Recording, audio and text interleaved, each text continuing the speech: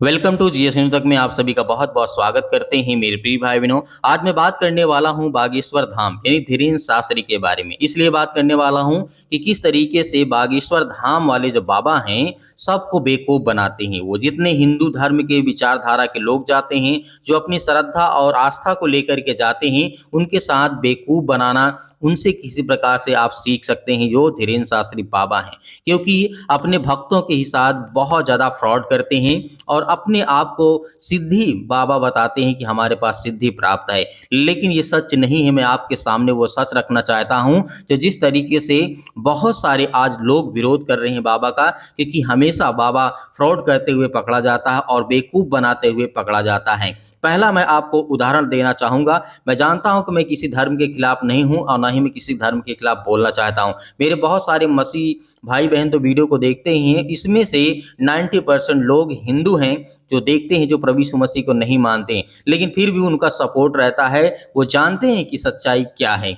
आगे जिस तरीके से मैं आपको पहला एग्जाम्पल देना चाहूँगा कि किस तरीके से बाबा बागेश्वर धाम वाले बाबा बेवकूफ़ बनाते हैं। जब बात करते हैं कि पहले आप इस वीडियो क्लिप को देखिए, उसके बाद में बात करता हूँ। पास कैसे बेवकूफ बनाते हैं दिखाता हूँ। 23 तारीख 5वें महीने 2022 को बाबा ने काफी देर टहलने के बाद एक शख्स को बुलाया, यानी आगे लोग खड़े हैं, उसके बावजूद उन लोगों को हटाया गया और इस शख्स को आगे बुलाकर बाबा कुदाकर अपने साथ ले गए। फिर इस भाई ने पूरी ओवर एक्टिंग करी, पूरी। और मारो, अब इसका गला पकड़ो इसका गला। अच्छा, चमत्कार तो जब हुआ जब 8 तारीख 7वें महीने 2022 में बाबा ने फिर एक बार भक्तों की भारी भीड़ में से इसी शख्स को बुलवाया। अविनाश, एक लाल टी शर्ट वाला एक जो बालक यहाँ खड़ा होगा, इसको तो हाँ, इसको पकड़ के बुलवाओ जहां भी हो। अरे गुंडाई है कहते हैं। और फिर इसने ओवर एक्टिंग करी। तो बाबा जी इस ओवर एक्टर के कितने पैसे काटोगे? आपने इस वीडियो क्लिप को देखा। यहाँ पर बागेश्वर धाम वाले बाबा घूमते हैं, टहलते हैं। उसके बाद यहाँ पर 23/5/2022 को एक व्यक्ति को बुलाते हैं। उसके बाद यहाँ पर जो नाटक चलता है भूत उतारने का, और यहाँ पर बहुत सारी चीज़ें हमें देखने को मिलती है। तो ऐसे बाबाओं से हमें सावधान रहना और सतर्क रहना है। देखिए, वहीं पर आप देखिए बहुत सारे भीड़ में से बाबा को कूद करके, मतलब बाबा ने उस व्यक्ति को कूद करके बाहर निकाला और उसके बाद वो लौटता है और दौड़ता था। उसके बाद इसी घटना को 8/7/2022 को जब घटी तो वहां पर भीड़ में सबसे ज्यादा उसी व्यक्ति को चुना गया। उसने कहा कि जो रेड टी शर्ट पहना हुआ है उसे लाया जाए। तो ये पहला फ्रॉड मैं आपके सामने रख रहा हूं। अब आगे बात करता हूं। पहले अब दूसरे वीडियो को आप ये देखिए, उसके बाद मैं आपको बताता हूं। एक शख्स बाबा जी के पास आया और बाबा ने उनका ये पर्चा बनाया था और बाबा ने इस पर्चे की इस लाइन को पढ़ा ही नहीं। इस लाइन में लिखा है काम काज बंधन। तो बाबा ने इस लाइन को लोगों को पढ़ के सुनाया ही नहीं। खुद सुने। घर में गंदी शक्ति, बेटा का दिमाग काम नहीं करता है। अब सवाल यह आएगा, बाबा ने इस लाइन को क्यों नहीं पढ़ा?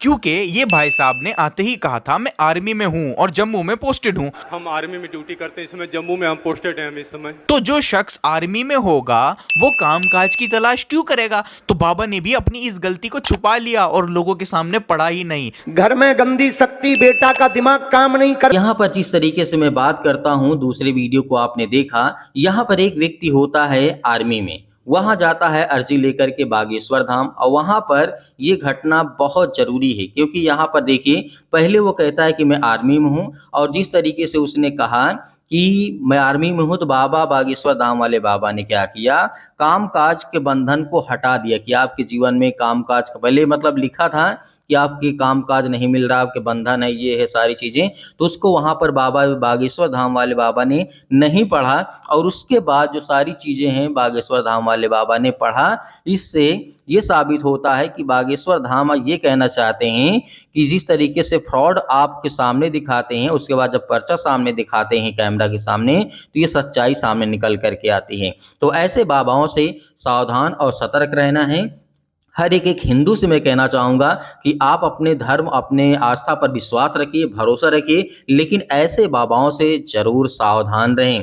अब बात करता हूं तीसरे नंबर पर। तीसरा आपको सबूत देता हूं कि बाबा किस तरीके से बेवकूफ़ बनाता है।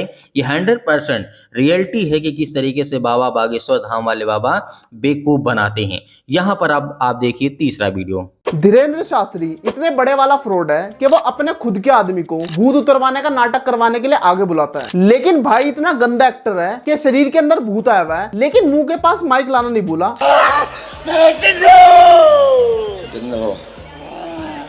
मैं चंदू इसका पूरा घर पर। शायद इतना टेक्निकल भूत होगा जो जानता है कि अगर बाबा के भक्तों को आवाज नहीं आई तो वो मूर्ख कैसे बनेंगे, इसलिए माइक मुंह के पास कर लेता हूँ। ऊपर से बाबा से भूत का इलाज करवाते करवाते भाई साहब को याद आता है कि पैंट भी ऊपर करनी है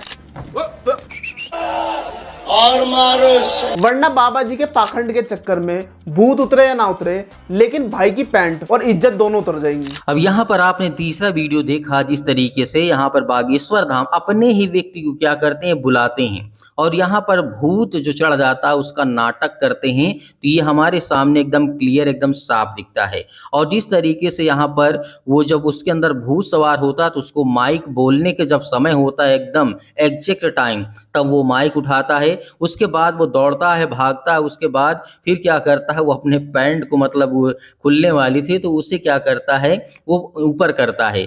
तो जब किसी इंसान के अंदर शैतान सवार होता है तो ऐसे नहीं होता है, कभी भी वो अपने चेत में नहीं रहता है। इस बात को याद रखिएगा, क्योंकि ये ऐसे फ्रॉड करने बाबाओं से आपको सावधान और सतर्क रहना है। मैं यही कहना चाहूँगा अंतिम में कि आप लोग जब भी किसी भी धर्म के हो, आप मुझसे इससे मतलब नहीं कि आप किस धर्म को मानते हैं, किस धर्म को नहीं मानते हैं, लेकिन जिस धर्म में हो उस धर्म की सच्चाई आपके सामने जरूर होना चाहिए ताकि आप उन बातों को सही समझें और सही से जानें। इसीलिए मैं कहता हूँ आपके लिए हिंदू मेरे जितने भाई हैं उतने लोग, सभी लोग जितने हिंदू भाई हैं उनसे भी सिर्फ इतना कहना चाहूँगा कि आपका आस्था है, आपका विश्वास है, आपकी सोच है, इसीलिए आप ऐसे बाबाओं से सावधान रहें क्योंकि ऐसे बाबा हर दिन पैदा होते हैं भारत देश में। और जैसे आपने देखा आसाराम, राम रहीम, बहुत सारे ऐसे बाबा आए जो आज जेलों में पड़े हैं, बहुत सारी ऐसी घटनाएं आपको देखने को मिले।